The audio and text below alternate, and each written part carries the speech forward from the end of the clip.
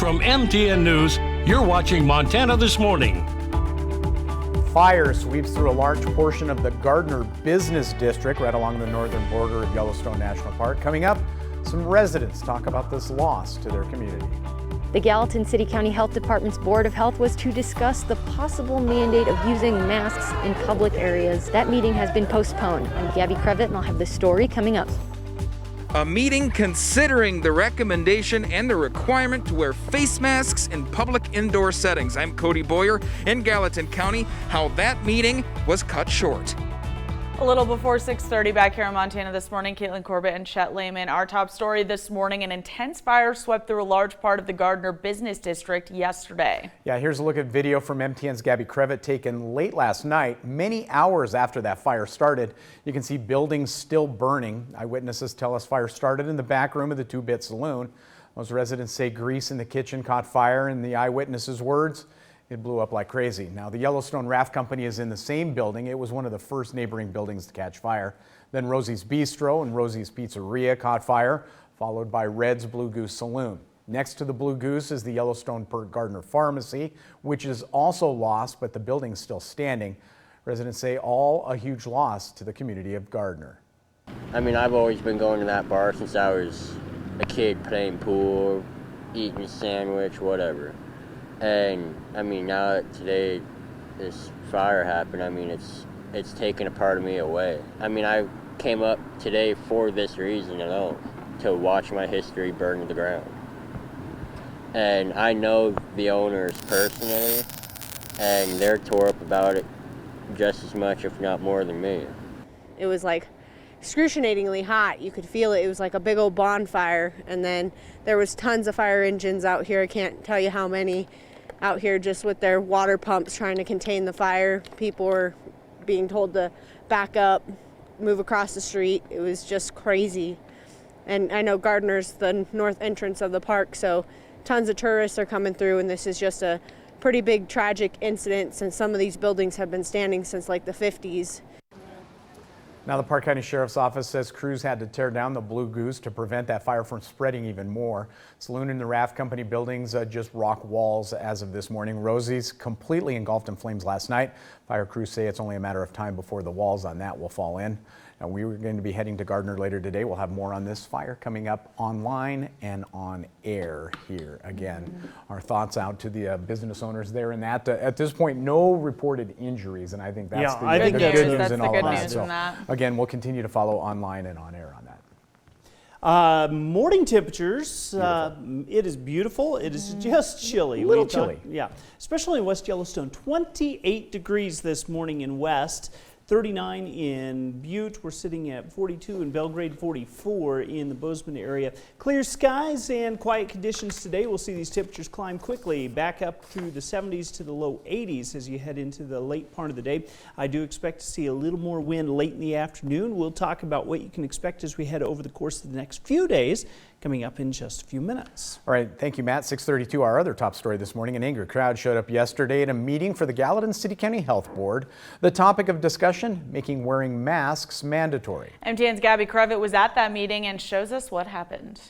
We're outside the Commons off of Baxter Lane here in Bozeman, where earlier this morning the Gallatin City County Health Department's Board of Health was supposed to meet to discuss a possible new emergency rule that could require the use of face coverings in most public spaces.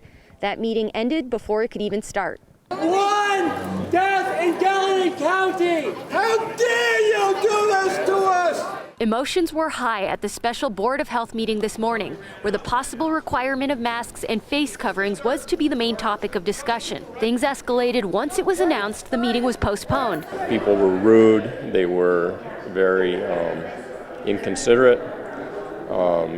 It was going to become impossible to have the meeting, so we shut the meeting down and we will regroup. It all started when Gallatin County Sheriff Brian Goopkin tried to get the crowd to follow the meeting's social distance rules. We can only allow the people in the chairs in here. Other people can go outside, and before you shake your head, just wait a second. Listen to me. If you want to have this meeting, and I want you to have this meeting, and you want to have this meeting, then please follow the rules. Many attendees refused to leave the auditorium, and the board threatened to have the meeting virtual. The disruption continued until the meeting was finally postponed. Sheriff Gutkin said that many people against a possible mask mandate felt like their voices haven't been heard, and that fueled the emotion this morning. It seems to me that a meeting here of 100 people will not work. How about the field house or the stadium? I'm accosted by people wearing masks, and I'm kicked out of a grocery store, and I'm not able to feed my children soon. What am I going to do?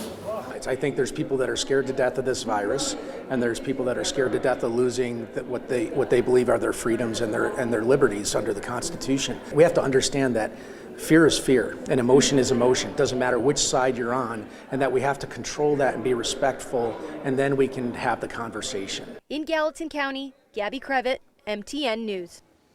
Now, the Board of Health meeting was supposed to address two issues: considering making mask requirement at certain places and extend the time in which there was a rule for people to self-isolate. MTN's Cody Boyer was also at the meeting and caught up with the Gallatin City County Health Officer afterwards. There were two major items on the docket today to be considered by the Gallatin City County Board of Health. One, a 90-day extension for the self-isolation rule during the COVID-19 pandemic that's been going on since the start. The second, wearing face masks like this one in public indoor spaces. It makes me sad. We should be able to listen and talk to one another. There's no scientific evidence! The meeting that never started. Health Officer Matt Kelly, alongside the other board members, say the goal: limit the spread in the easiest way. Masks are inexpensive, they're safe, and there's something we wanted to give the community a chance to have a discussion today and let the board make a decision. And unfortunately, we were not able to get there because of the disruption at the meeting. The consideration: require face coverings in specific indoor settings with lots of foot traffic: bars, restaurants, government buildings, schools, and retail businesses. Consequences for violating that will be handled in civil court, according to law enforcement. The topic filled the auditorium with posters and angry voices. It's kind of the same principle as when you cover your sneeze or your cough. And you do that out of simple courtesy to your fellow human being. A thought that, if that means required masks, longtime Montanans like Scott Palmer disagree with. We have a right. I'm 66 years old, a native Montanan, born and raised in Montana, and I've never seen anything like I've seen today. The postponement gives the community another 48 hours to consider before the board returns to the topic virtually. But Kelly recognizes the frustration. They're not a silver bullet. They're not going to end the pandemic, but they can be an important factor. And hopes Friday will go differently. It would just be nice if we could have people listen as well as communicate their own ideas. In Gallatin County, Cody Boyer, MTN News. So as it stands right now, that meeting will take place 7 o'clock on Friday morning. It will be virtual only. You can find a link to join that meeting by visiting our website. Masks already are mandatory in Bighorn and Missoula counties. In Missoula, health officials say there are some issues like not complying, businesses with trouble enforcing it, some people being confrontational, and shaming others. The city of Whitefish voted yesterday to require wearing face masks in indoor public settings starting today. Butte Silverbow health officials are meeting tonight to talk about mask policy. And for the first time in nearly 20 years, the federal government has executed a prisoner on death row after a middle-of-the-night ruling by the U.S. Supreme Court. One current inmate on federal death row has ties to Montana. In 2005, Joseph Edward Duncan III killed 3 people at a Coeur d'Alene, Idaho home. He also kidnapped 9-year-old Dylan and 8-year-old Shasta Groney. Dylan Groney's body was found outside St. Regis, Montana, after Shasta was spotted alive and rescued in Idaho. Following his conviction for the Idaho kidnappings and murders, Duncan pleaded guilty to the 1997 murder of an 11-year-old boy in Riverside, California. He has also been connected but never charged to murders in Washington state. In other news this morning, Butte's Middle School getting some renovations this summer and upgrades to its security. The work being done at East Middle School, part of a $35 million bond issue that was approved by voters 2 years ago to improve security at Butte's elementary schools and make upgrades to the middle school. It's amazing. It's amazing. I can hardly wait. I'm so excited for it. They're doing a phenomenal job and they're moving fast. By the way, that entire project expected to be completed by 2022, so it's a pretty major deal they're working on. Good news for the Butte Middle School. Absolutely true. Yeah. Cool. 6:39 now. Are you still working from home? Have you made a to-do list?